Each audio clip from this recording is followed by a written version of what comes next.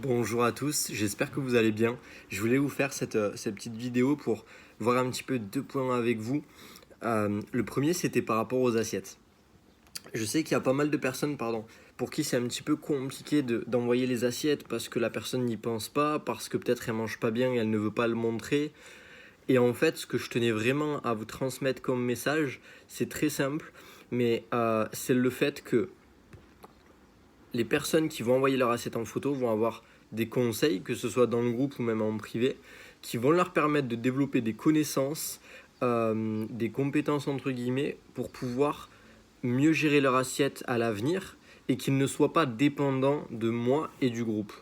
Et du coup, ce qui va se passer, c'est que les personnes qui vont vraiment faire cet effort-là, ils vont atteindre leur objectif, ça c'est une certitude, d'un, parce que ça montre aussi le sérieux, c'est aussi la régularité, donc c'est une certitude.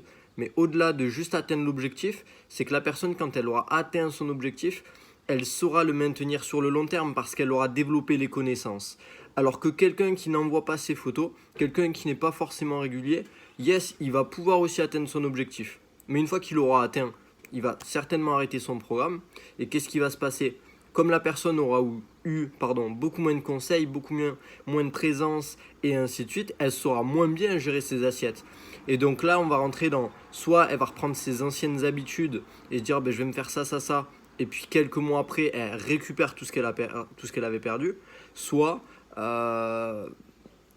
soit elle va se priver souvent, elle va être frustrée, et du coup elle va faire aussi le yo-yo. Donc en fait, je vois pas trop d'autres solutions à quelqu'un qui n'a pas développé les connaissances.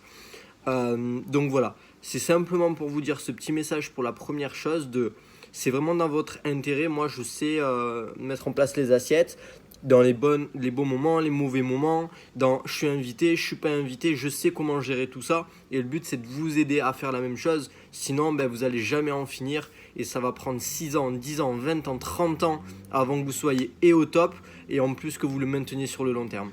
La deuxième chose que je voulais voir avec vous, c'était l'été. L'été arrive, on le sent, on le voit, il fait chaud, il fait beau.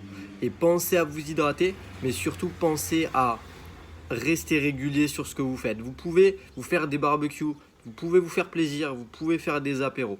Mais n'oubliez pas, pourquoi est-ce que vous avez commencé votre objectif? C'est quoi que vous aviez en tête quand vous avez voulu démarrer avec nous? Qu'est-ce que c'est?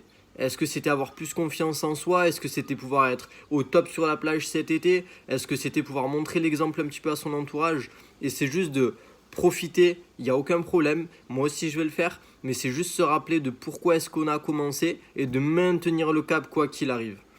Donc voilà, c'est tout pour aujourd'hui. Je voulais vraiment faire un petit point sur ces deux choses. Si vous avez des questions, envoyez un message. Et sinon, je vous souhaite une excellente journée et à très vite.